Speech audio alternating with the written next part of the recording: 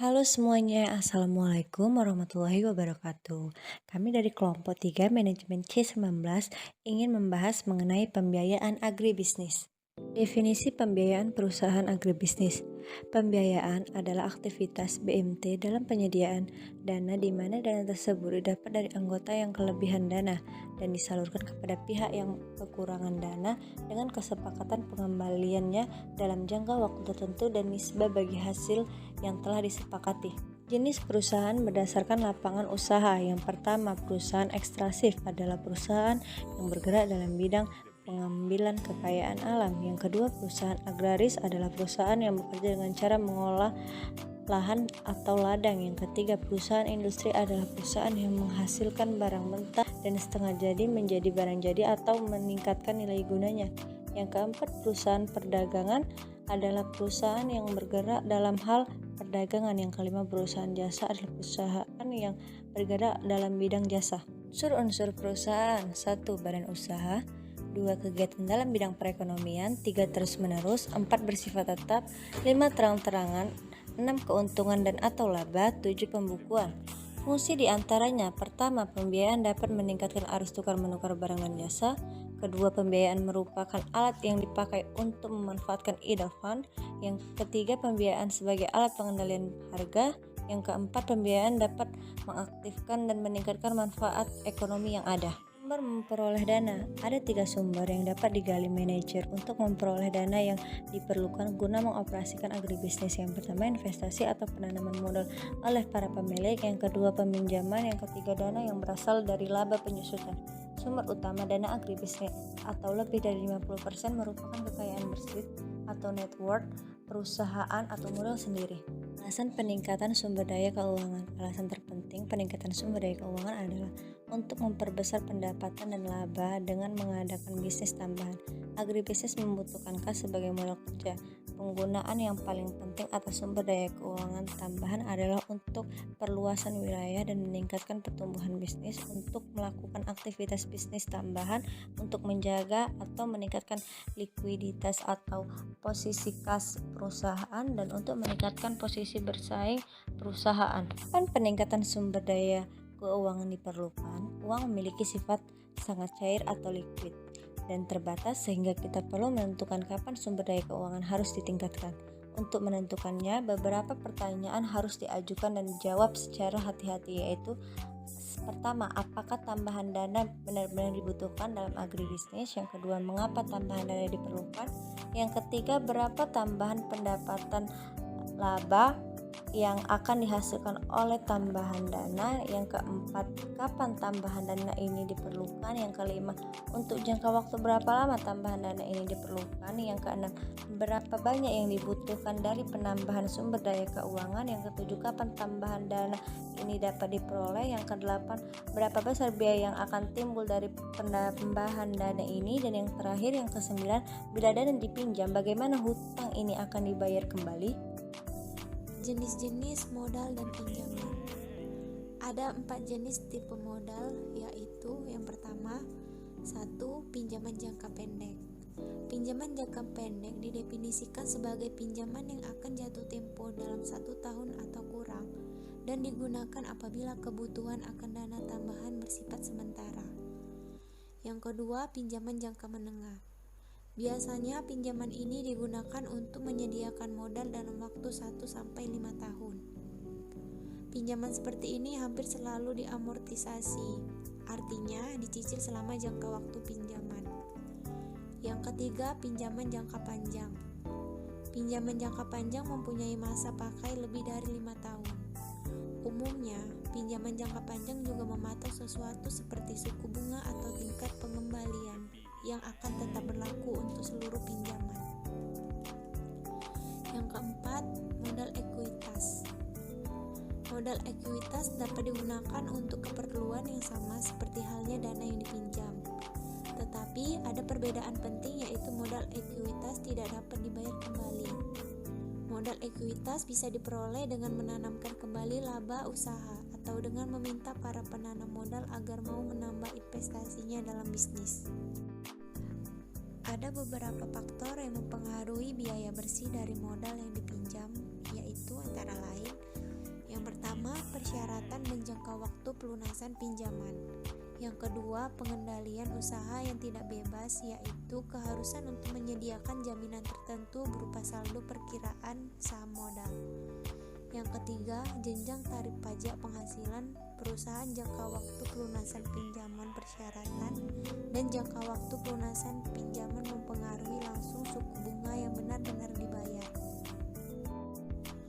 Penentuan jumlah pinjaman. Ada dua faktor utama yang mempengaruhi kemampuan agribisnis untuk melunasi pinjaman, yaitu laba operasi pada tahun tersebut dan penyusutan. Beberapa alat lain yang mempengaruhi kemampuan agribisnis untuk melunasi pinjaman adalah anggaran kas dan laporan keuangan pro forma.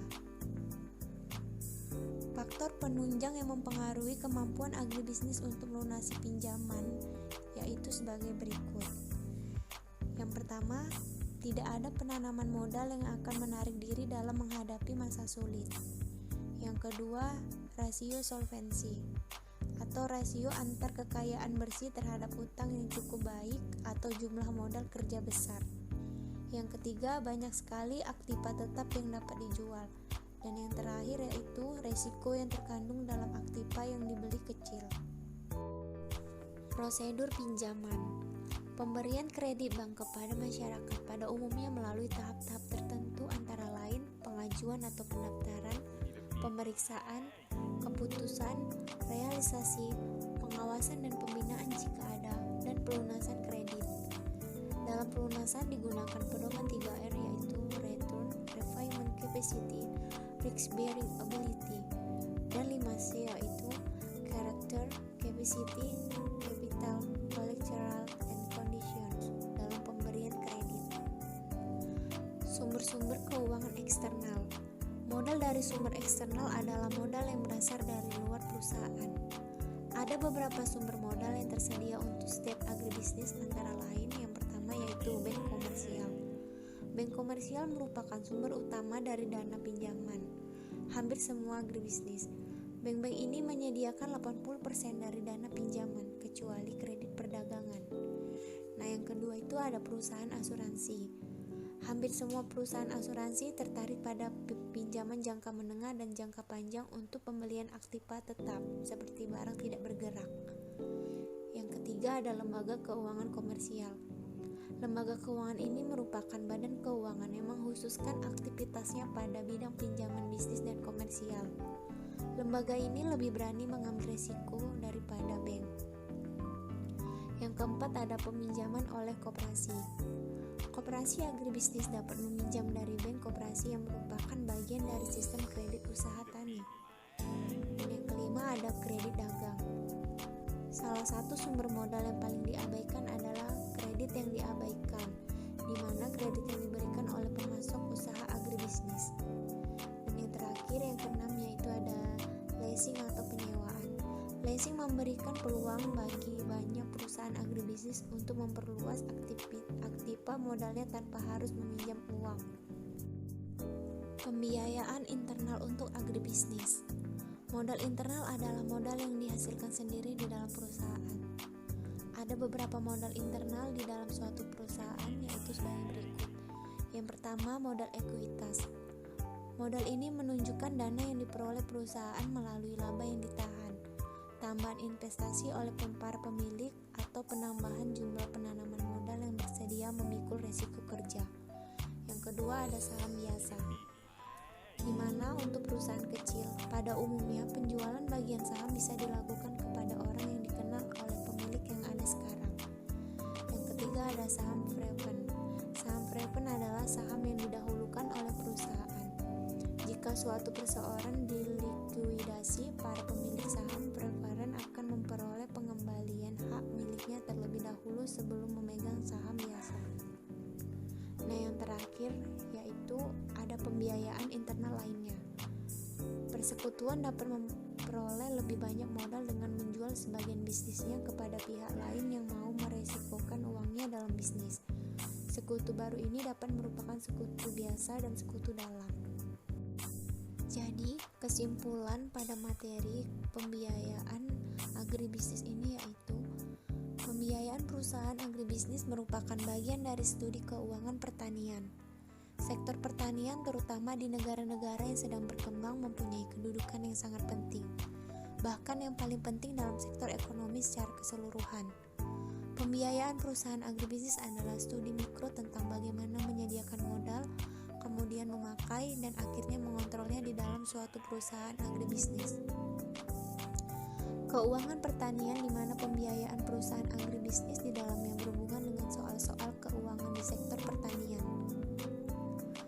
Sektor terakhir ini pada gilirannya termasuk sektor ekonomi yang bersama-sama dengan sektor industri dan sektor jasa di suatu negara, merupakan sektor ekonomi nasional negara tersebut, di mana bahwa modal memiliki perbedaan antara modal sendiri dan modal asing yang menyebabkan adanya segi positif dan negatif dari dua macam modal tersebut. Sekianlah penjelasan dari kami kelompok 3 mengenai pembiayaan agribisnis. Mohon maaf apabila ada salah kata dan pengucapan. Wassalamualaikum warahmatullahi wabarakatuh.